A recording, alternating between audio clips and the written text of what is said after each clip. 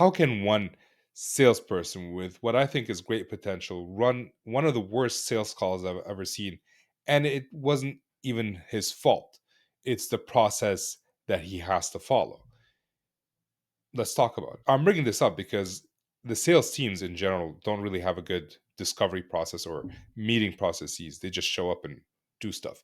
And I wanted to analyze one call that I was a part of. Now, as the founder of We the SEs, I get to talk to many salespeople, solution engineers, and I get a lot of cold calls about, hey, Ramsey, do you want to talk to us about X and Y product that can help you with improving the We the SE business?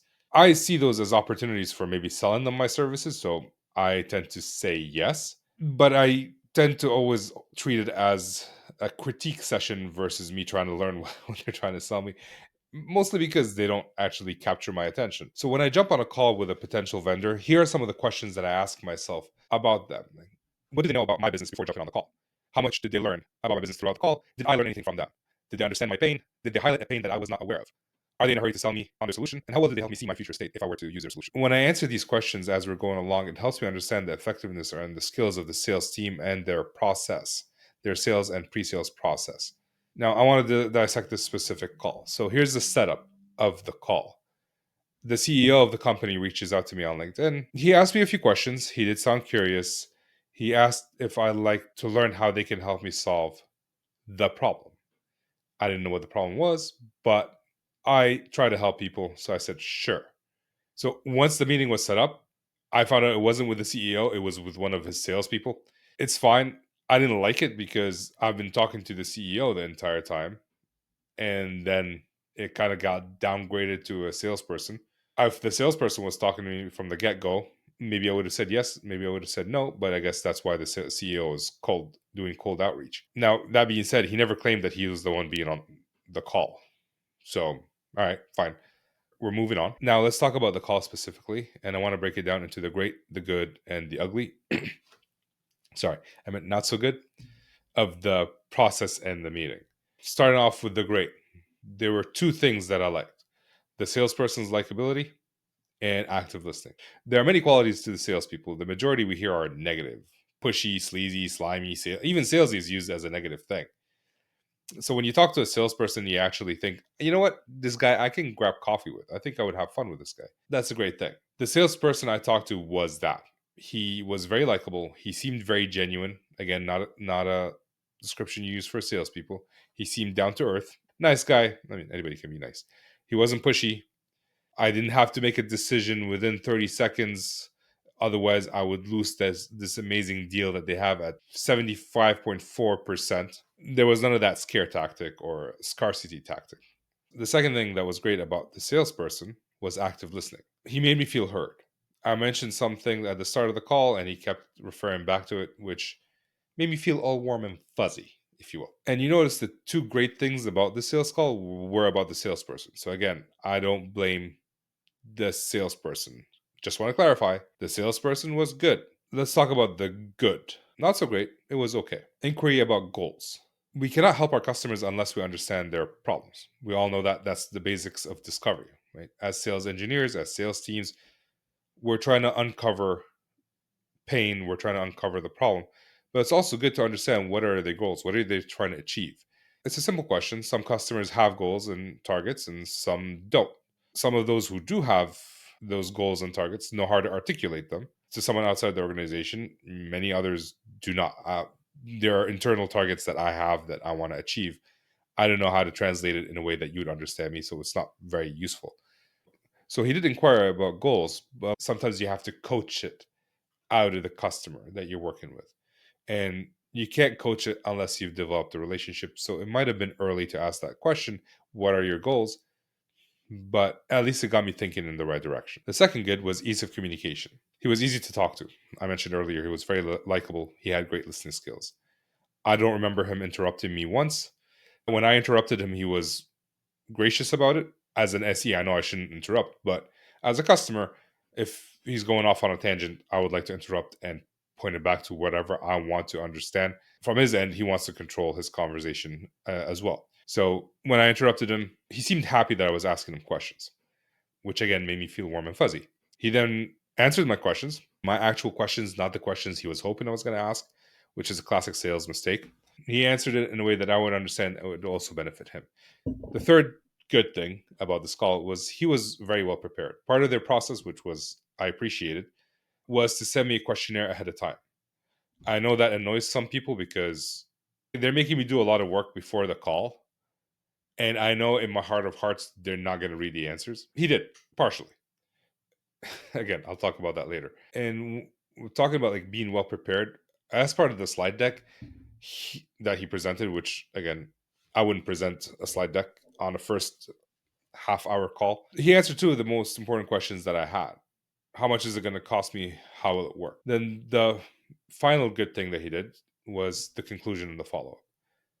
We ended the call with next steps. Always good. It's always good to plan. The only thing is the next step was, hey, call me back in 6 months and we'll figure out if I have something.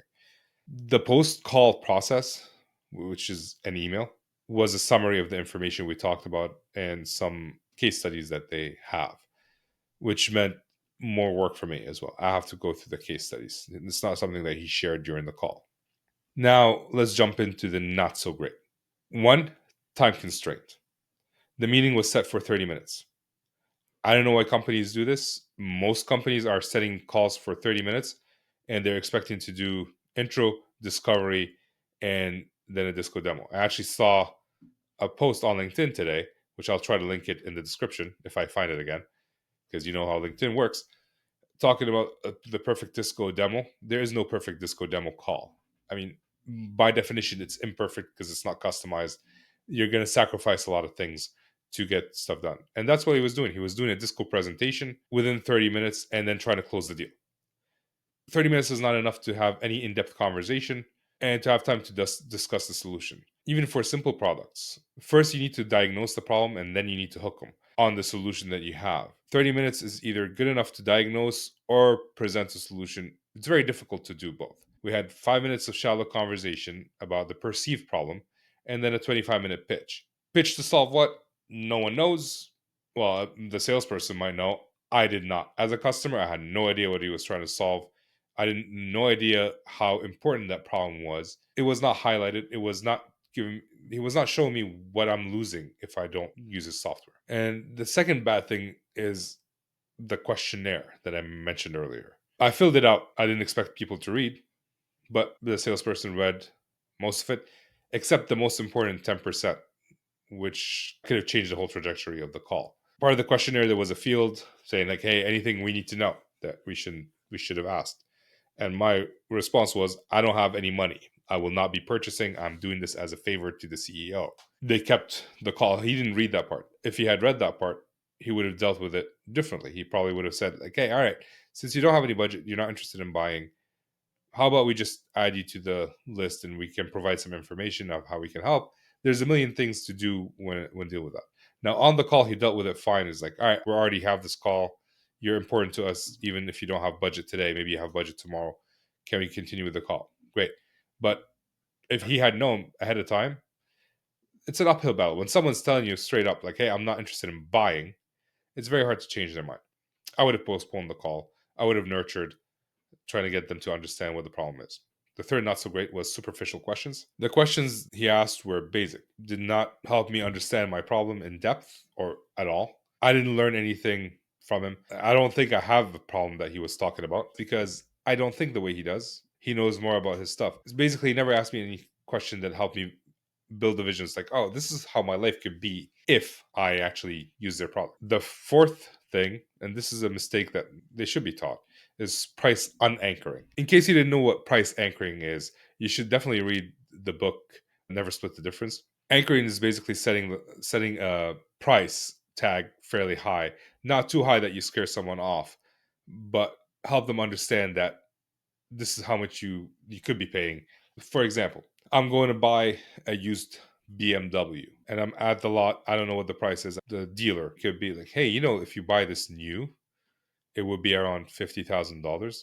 But because you're looking at a car that's a couple of years old, it's 37. So they anchored with the 50K and then they gave me the price of 37K. They went high and then they dropped to a reasonable price. What he did was the opposite. When I asked him how much is the service, his initial response was, well, it's not expensive. This causes a couple of problems. One, not expensive to whom? My inexpensive is very different from your inexpensive. $100 could be expensive for me. 10K could be cheap for you. So we're not talking the same language. The second thing is, no matter what he says after that, it doesn't tell me how much I could have paid or it could have cost if I was using a different solution. Let's say the solution that he offered was $3,000. When I asked him, hey, how much would it cost? Instead of him saying it's not expensive, he could have said, well, if you were to do this all in house, it would cost you around $5,000 or $10,000. Our price is $3,000. And what we're doing is we're getting you this much in return. So now you're not just talking about price, you're talking about how much it would cost if you were to do it yourself, which is a competitor. Do nothing or in-house is always a competitor that's available. And also now we're talking about the value that we're bringing. Instead of you're paying $10,000 to fix it yourself and you're getting $3,000 in return, you're paying us $3,000, you're getting $1,000 a month in return. So which is better, or $5,000 a month in return. Obviously, the return has to be higher than the cost. The final ugly thing that I saw was he didn't help me understand the problem or visualize the future. There are many kinds of customers that we as sales teams, sales and SEs face, but for today, we're going to talk about two: those who know what the problem is versus those who don't, but they're still curious to hear about it. During a call, the salesperson never established which one I am. He assumed that I was someone who understood the problem, which I was not. Assumed I understood the value that they're bringing, which I did not. We were talking different languages. He was pitching a solution to a problem I didn't understand, didn't think I had, which now that I think about it, I may have, but I'm not willing to fix right now. Try to help me understand the problem, help me visualize a solution without the problem, help me understand why it should be a priority, because everybody gets this message, hey, you don't want to save money. I mean, yeah, we all want to save money, but there's a list of things that we can do to save money. You're on the bottom of it. So it doesn't really matter how good of a salesperson or a solution engineer you are. There's always room for improvement. Right? That's why I do coaching. I help already good SEs become better and become great SEs. There's always room. There's also, in addition to the skills of a salesperson or an SE, there's also the process that we have to follow.